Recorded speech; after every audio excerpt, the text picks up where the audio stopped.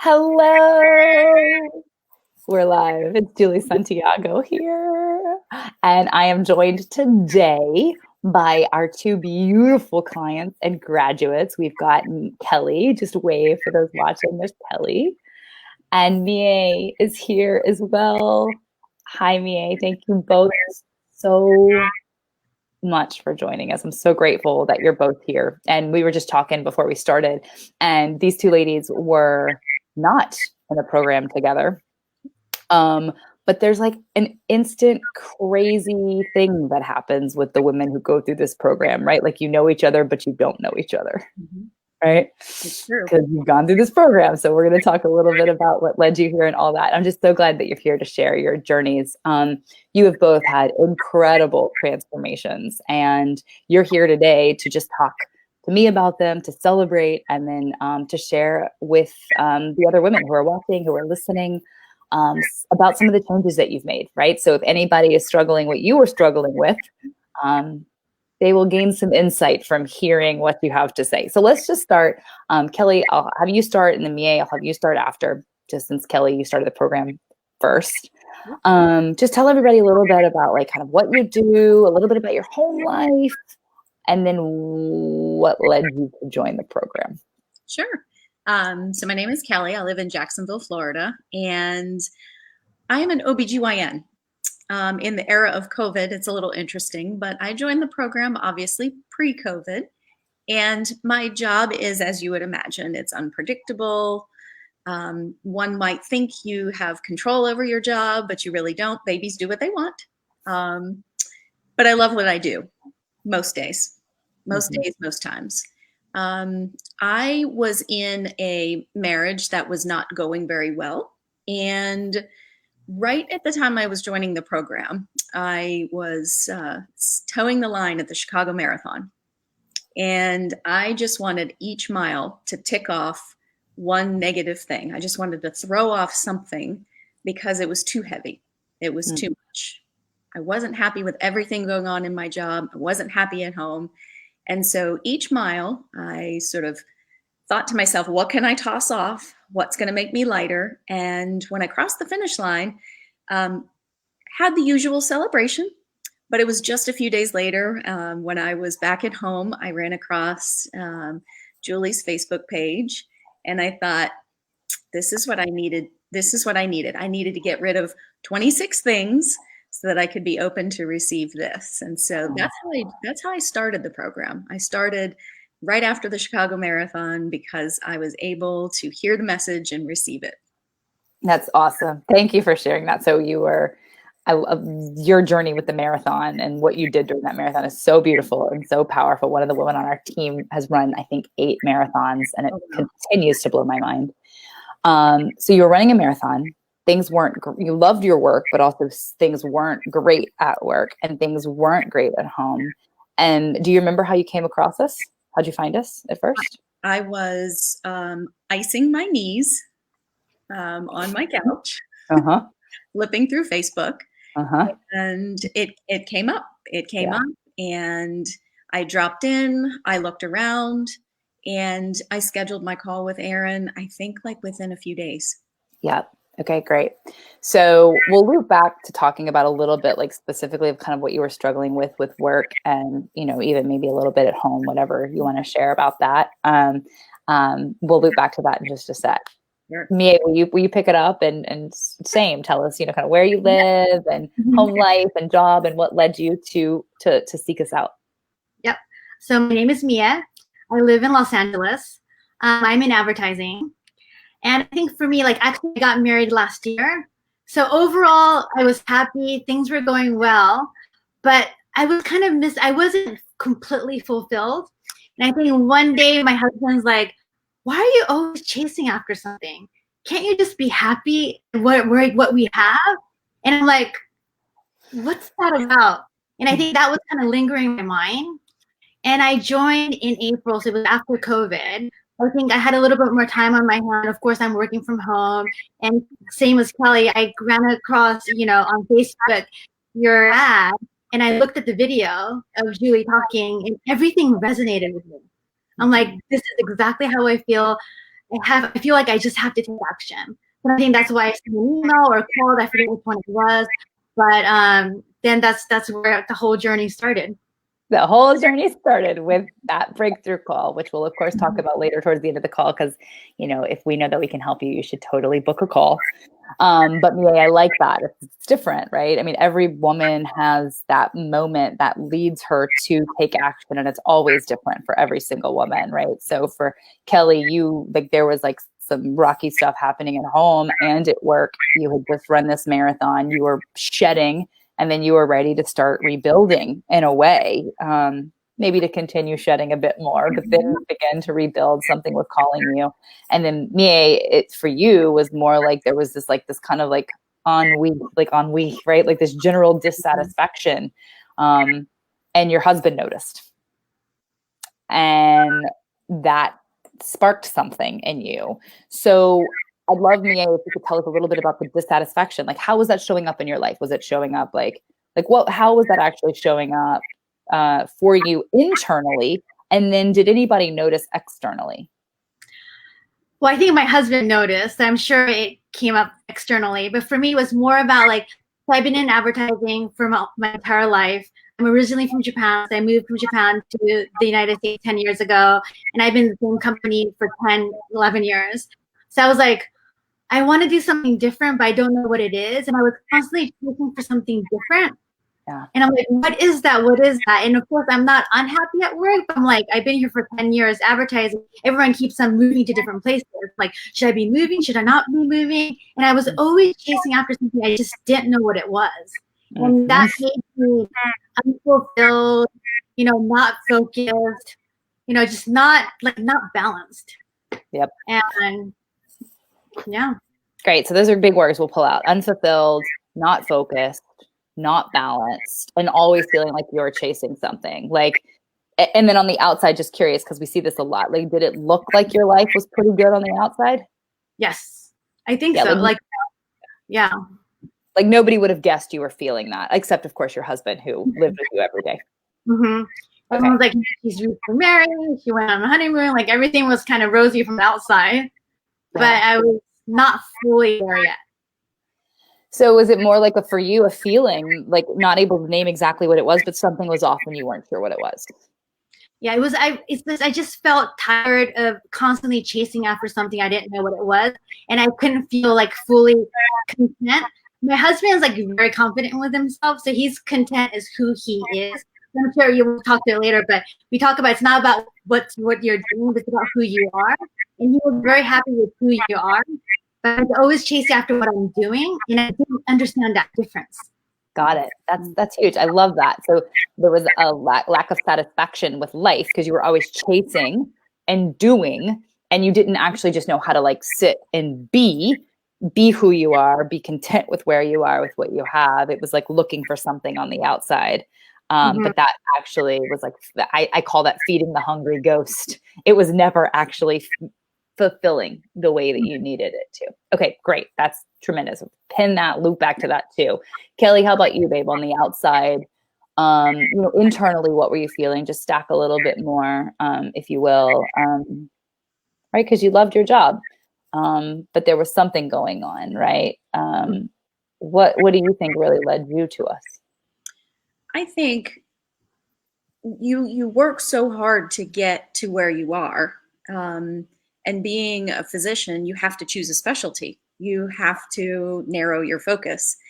And so I think I was feeling a little stuck on the days where I wasn't really enjoying my job, having conflict with my boss, or being tired with the hours, being fearful. I practice in a state where there are a lot of attorneys, and I think what really impacted me was I feel stuck. I feel like there's nowhere else to go. I can't do anything else. Coupled with what was going on at home, I felt stuck. I felt that, well, you've gone this far. You've been here in this relationship this long. Why don't you just make the best of it? And what you project on the outside, what you show the world, the Snapchat Instagram, Facebook version of what you show the world was not really what was happening on the inside. Mm. Yeah, thanks for saying that. That disconnect between what it looks like on the outside and what it feels like on the inside. So both of you are actually speaking to that, right? Which is like, I think a lot of why we end up staying stuck, because we don't want to have to actually admit that there's an incongruence there. And so both of you are willing to like admit that there is an incongruence between the way life looked on the outside and the way you felt on the inside, but you didn't know what to do about it, right? Okay, cool. Great. So that's very clear. Thank you so much. And I love hearing that, because I know that, I know where both of you are now. So why don't we talk a bit about that? Kelly, I'll ask you to go first again. And then Mie, it's always a funny way to talk about results in this program, because so much of what we do is a blend of the very tangible and also very intangible. And so if I were to just ask what results you got in the program, what would you say? What would you want everybody to know about? Like, okay, that was your life, and like what's happening now, both on the external and on the internal, because both of those things are really important. I think the first big thing is that I learned how to be grateful. I learned the power of gratitude. You read about it, you hear about it, you should be, but when you actually practice and when you force yourself to, on the worst of days and on the best of days, be grateful for something. So that was an adult lesson that I picked up very early. Mm-hmm. The second big thing that I learned how to do was feel my feelings.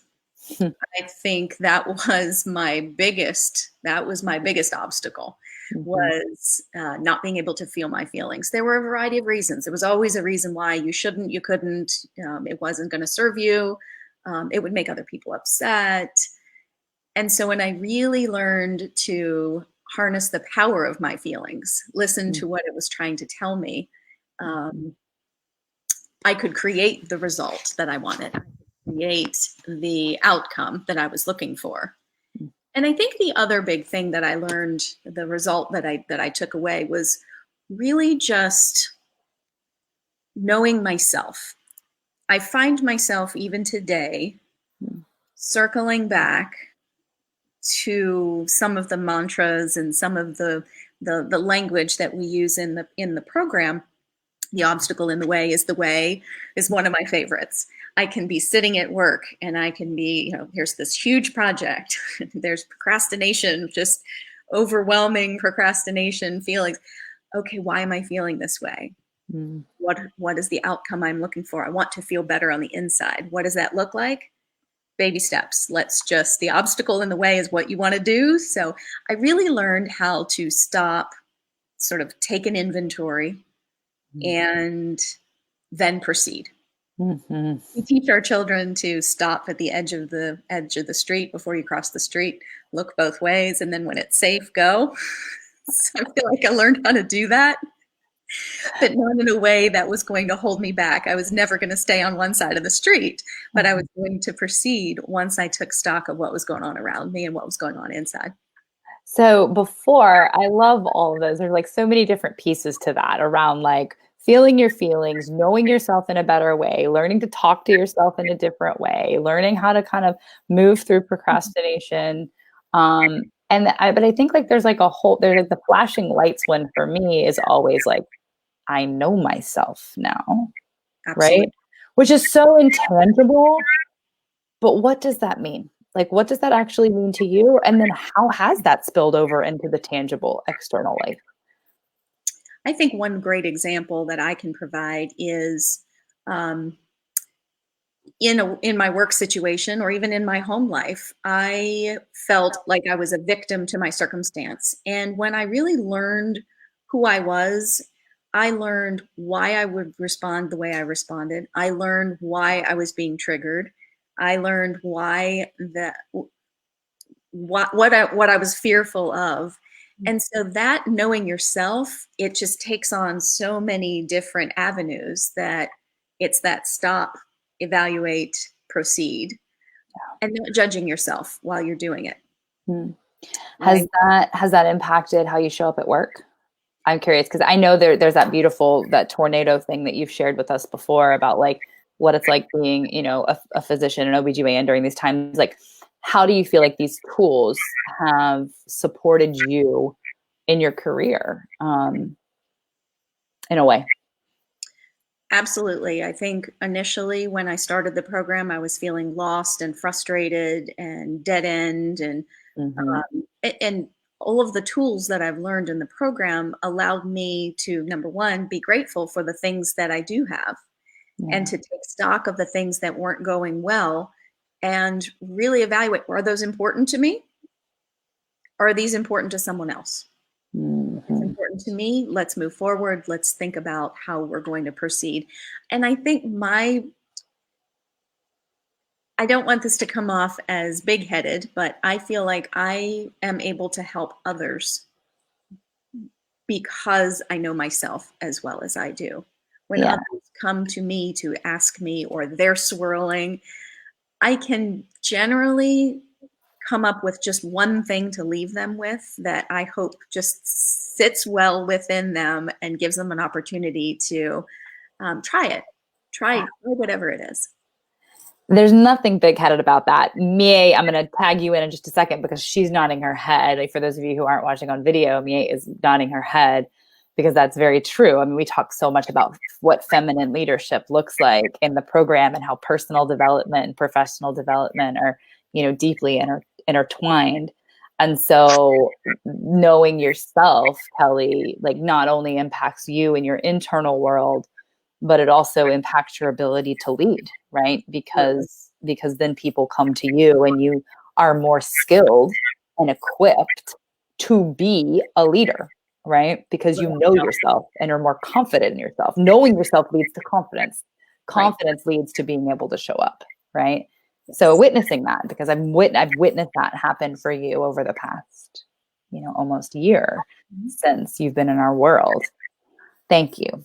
Mie, do you want to stack on that? You were nodding your head around that piece, around knowing yourself and confidence and leading, and then I'm going to ask you about your husband too, because I'd love to talk a little bit about that. But yeah, what would you say about that? Oh wait, honey, hang on. I think you're muted. There we go. Go ahead. So I think when it comes to knowing myself, it might be a little bit of a different slant, but I think before I started, I thought my career, was dominant in my entire life. 99% of my life was about my career. Like, I moved from Japan 10 years ago to the US for my career. So that had dominated everything. And if something went well with work, I was elated. When something went wrong, I was devastated. So it was like kind of controlling my entire life. But through this, getting to know myself, it was a big rock exercise. But I realized that work is only one portion of my life. There's so many other important things in my life that I shouldn't have just this one thing affect my day in, day out. And that was kind of the way of getting to know myself in real terms, rather than this small place I thought I was kind of defining myself on. I mean, that's phenomenal, Mie. Like, I mean, we're just gonna, guess that work has dominated like how many decades of your life? 2? Yeah. Yeah, like, I mean, that's most people who come in. It's like 2, like 1 decade, 2 decades. It's our entire adult lives, right? Right? Whether it's you go to grad school, you go to med school, you get a PhD, or you move from Japan for an incredible job in the US, and there's an identity that gets tied in. So I love what you're saying of like, oh my God, all of a sudden I realized that there was more life. Now, I know that almost seems obvious in a way right now when you say that now, but a year ago or 6 months ago even, or before you joined the program, how was that showing up for you of like work was everything? Every day, day in, day out, that's what I was thinking about. Whenever I had time, like, of course, getting married, things got a little bit, I had my compartmentalize my time a little bit, but every time I was thinking about something, it was all about work. And I think not just the upside, but whenever something went wrong, it was affecting me, not just in the work time hours, but just in many different things. Yeah. And now I'm realizing it's okay. It's just one portion of my life. Sometimes it goes well, sometimes it doesn't, and I move on. But I couldn't be affected by it. Is it fair to say this is so tremendous? Because I think almost every woman, Kelly, did you have some version of this too? Yeah. Absolutely. I mean, I know those aren't your words, but like I'm watching you shake your head. And I think every single woman who comes into this program has some version of like, my work is even if I don't want it to be everything, somehow or another, it's become everything. Right. And who am I outside of this? Right. And how do I prioritize my life when it feels like it's impossible? Did it feel impossible for you, Mia, in a way to be balanced before you did the program? Did you know what to do, but you weren't doing it? Or did you not know what to do? I think I thought I was balancing myself, but in reality, I was not balancing myself at all. Mm-hmm. Yeah. Like I come home and then I thought I was dropping it, but since it was occupying 99% of my head, I wasn't dropping anything. Like it was always there in my head. Totally. So even if you weren't at work, you were thinking about work or yeah. Got it. What about you, Kelly? How was that? How was that playing out for you? Similarly? I feel the exact same way. Is that I was always thinking the next thing I had to do, the next call, the next shift, the next lesson, the next curriculum. It was always something more. Interesting. You use that word something more, right? Because Mia, that's part of what your husband was saying to you before you joined the program is why can't you ever be happy? Because it's like you were always thinking about the next thing. So is it fair for both of you to say that like, even though like on the outside of all the things look good, you were actually sort of missing out on your life, like on your real life? Yes. Heads nodding. Yes. Absolutely. Yeah. Mia, I'd be curious to know now, right? You're on the other side of the program. You graduated about a month ago when we're filming this. So tell us about how it's been with your husband particularly. Did he notice the difference with you when you were in the program or out of the program? What's that been like for you? Well, he's not like, he doesn't express it directly, but I feel that, of course, another point of the lesson, Julie talked about keep your heads where your feet are. But like, I'm definitely more focused on what I'm doing at this moment and not try to get my mind to rush. So I think even when I'm with my husband, every moment I think I'm enjoying it a lot more. I feel more connected to him rather than before I was like, oh, tomorrow, an hour from now, I just wasn't grounded in the now. That's beautiful. Do you think he notices the difference, even if he doesn't say that? Do you think he notices that you're more present? Definitely. Yeah. That's really beautiful. Okay, so all of that is very clear, and I love like the glimpse of where you are now, right? So Mie, it's like, you still have the same job, but you didn't have to quit your job to find this balance and presence. Like you have it now. You feel more present. You feel more connected to your husband. There's like leadership that you've been talking about. For you, Kelly, same thing. It's like, you know who you are. That sense of stuckness, right, has been lifted. You've stepped into more leadership. And some big shifts in your personal life too, none of which we really need to talk about, but some really big shifts that have happened there for you as well. And fair to say, not feeling stuck there anymore.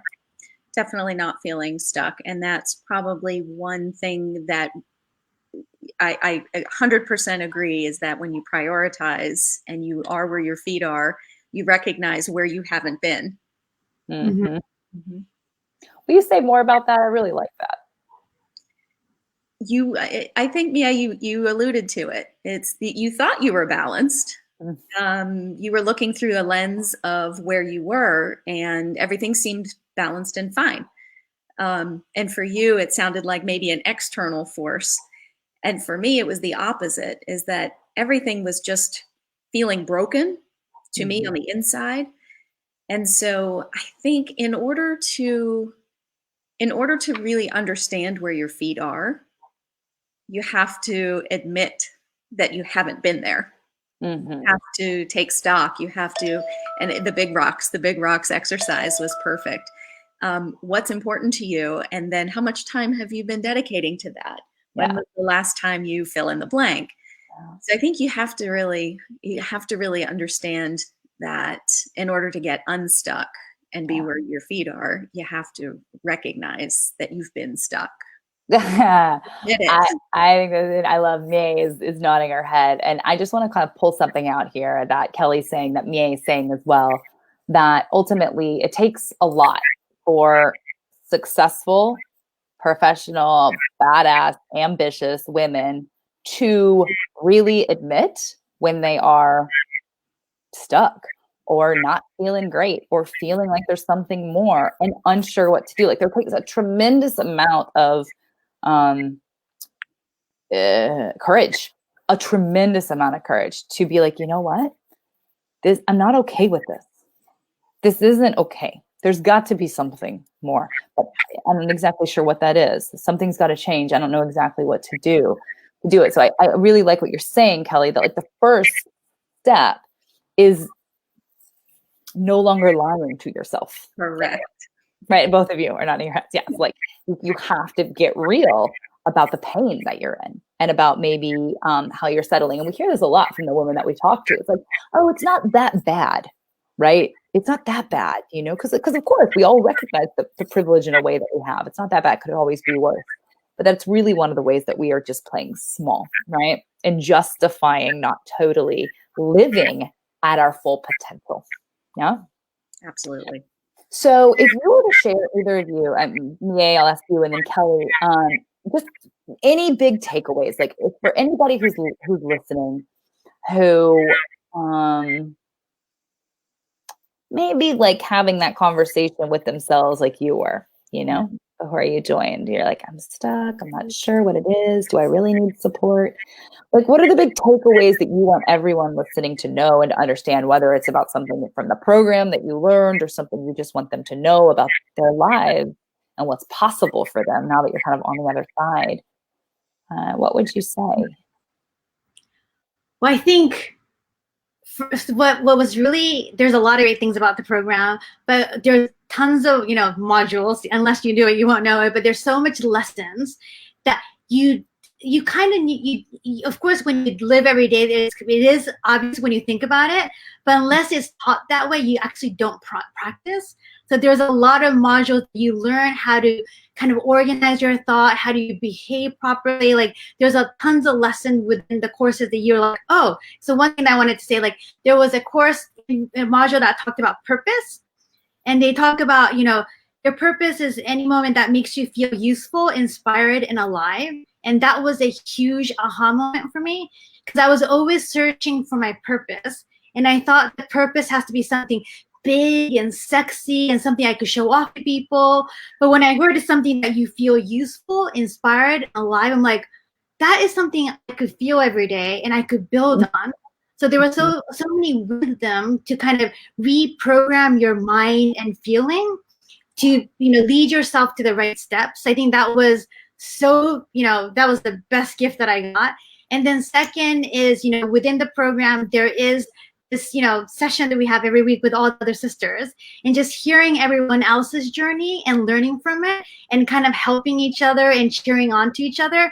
That was also a great momentum to keep you going. So I think, so there's so much support when you join. If you're doing it alone, you don't know where to go. But this program, there's so much support in so many ways that will help you throughout your journey to get to the other side. Totally. And you were on every single call, right? And you did all of your homework. Like, I mean, you were both. I mean, this is part of why your success was so powerful. You both showed up every week after week. You did the work, right? All of it. And thank you, Mie. That's absolutely beautiful. How about you, Kelly? Anything that you would want to add for anybody listening, a takeaway? Yes. So I would echo everything that was just said. If you are driven by assignments and tasks, which most of us are, the modules are a beautiful pathway through, and they're organized exactly the way they are supposed to be. The very first thing you have to do is you have to come up with your why. And from that point forward, everything goes back to your why. Mm-hmm. And I think one of the modules that was most transformative for me was the patterns module. Mm-hmm. And in that module, you really understand how you got to be here, how you got to be where you are. Mm-hmm. And then as soon as you see it, it's like the light goes on and you're like, oh my gosh, like okay, and that next module, like what can I do? What can I do to improve that? Yeah. How do I work through the yucky stuff? How Yeah. do I work through the stuff that's so uncomfortable? Mhm. But absolutely, the design of the program, the sisterhood of the calls, the support, it's transformative when you least expect it. Absolutely listening to someone else being coached, and Mhm. you go, that's me. Mhm. That's my takeaway for tonight. Mhm. And that's, I think, one of the biggest benefits of the program are the people within the program, Mhm. that you really are transforming every moment of every piece of work that you do. Yeah. Oh, that was so beautiful. Thank you both so much for sharing. And anybody watching and listening kind of we don't often talk about the program too much, right? And I love that you both shared these little snippets of like the intention at the beginning and the patterns and the purpose and, the pitfalls. I mean, they all start with P. And I love what you're both sharing. I mean, look, like this is tremendous, Kelly. It's like you were stuck. You weren't sure which way to go. There was a part of you that knew that work had spilled over into everything, and there was just this feeling of offness. I love the way that you two are together doing this interview, because there's so much synergy here of like, this wasn't like, for you both when you came, it was this feeling, this internal feeling of there's got to be more. I'm not sure why I'm not satisfied, right? I don't exactly know what to do about it. Work is spilling into everything, right? It is the majority of my life. I don't want it that way. And both of you have the same jobs that you did when you went through the program, right? But the way that you now are able to balance, prioritize, live your life, and spend your time is completely different with the skills and the tools, right? And I think what you're saying, Kelly, what you said was so powerful. And then I'm going to stack on with what you said about purpose, Mie. Kelly, for you, of like learning the patterns, it's like how we say, like, what got you to the current level of success you're in will not get you to the next level of success, because those patterns that got you there end up being the patterns that will hold you back, right? And so we can't actually change them unless we know how to change them, right? Unless we know how to get to the root of why they developed in the first place, right? And then the A for you around purpose. Of it, it's, we don't get hit by the lightning bolt of purpose. We live into our purpose every day, but we can't live our purpose unless we know ourselves. Mm-hmm. And so part of what you were saying is like your identity was so tied into work, you couldn't find purpose in anything other than that. So just, I love that throughout the program, you were able to really learn who you were, so then you could build purpose beyond just your job without needing to quit your job, right? So ladies, this was so profound and so beautiful. If you were just to like, let's just weave out, kind of like we do on our Thursday night calls, if you were to weave out with one word that you feel like really describes your experience in the program, what would that be? One. My word would be, and I used it just the other day for a colleague of mine who I recommended the program to. And I said it just a few minutes ago. It's transformative. Mm-hmm. Mm-hmm. Yeah. Thank you. For me, it would be enlightening. Enlightening. Mm-hmm. Yeah. Thank you both so much for being here tonight. And for those of you who are watching, who are listening, right, these ladies' journeys started because they were both courageous enough, right, to be honest about where they were, to know, to really admit that there was something more, that they wanted more. And they booked a breakthrough call. This is the link to book a breakthrough call with our team. It's juliesantiago.com/talk. A calendar will pop up. You'll be able to book a 45-minute call. Kelly, your call was with Aaron, right? Yep. Yeah. And Mie, yours was yours with Aaron as well, or with Charlene? Charlene, probably. Yeah, Charlene. We have amazing women on our team who are trained and skilled at this. They all have gone through the program. Many of them have worked in corporate before. They know this work. What they're trained to do is to hear about where you are. And if we can help you get from where you are to where you want to go, we can really, if we really know we can, we'll tell you about how we can do that. We'll tell you about the program. We'll invite you in. We don't invite everybody in because we only want to work with you if you know your results are guaranteed, like these ladies. And if we can't help you, we'll tell you that too. It's a free 45-minute call, and you can book on our calendar at juliesantiago.com. Talk. Thank you, Mie. Thank you, Kelly. I love both of you so much. I look forward to seeing you on our next alumni call. And thank you for being here tonight. Absolutely. Thank you very much. Thank you. Mwah. Bye, ladies. See you soon.